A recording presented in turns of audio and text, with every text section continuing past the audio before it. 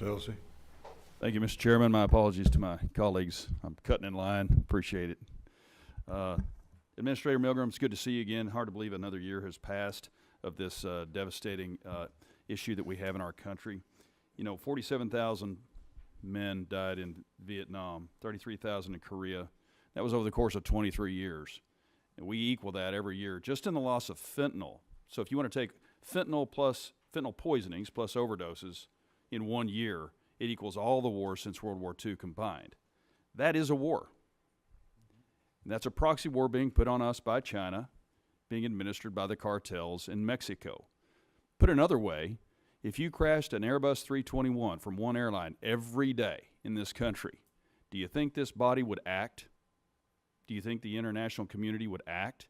So if you killed 200 people every day in one airplane, 365 days out of the year, we would be howling in this body, would be passing laws, we'd be grounding airplanes, and that's what they're doing. So this is China's way of ensuring that we don't have a military down the road, or workers, or welders, or plumbers, or police officers, or teachers.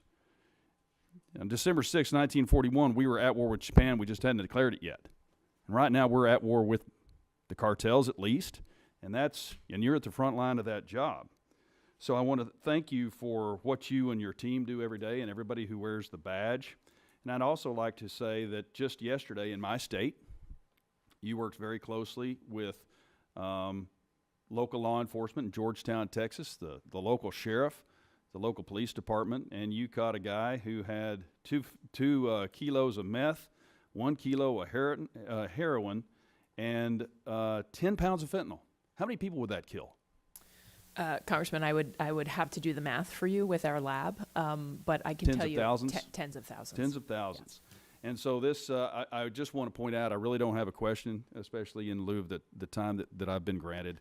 I just want to say you do a great job. And I know that each and every one of you has on your shoulders the idea that we're losing 70,000 Americans just to fentanyl every year, and you're the front line of defense, and that's got to weigh heavily on you.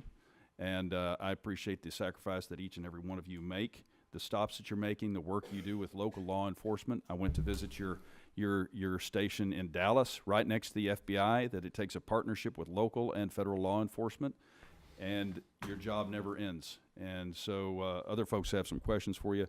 I'd like to yield back the balance of my time. Thank you for what you do. Congressman. Mr. Morelli. Thank you, Mr. Chairman.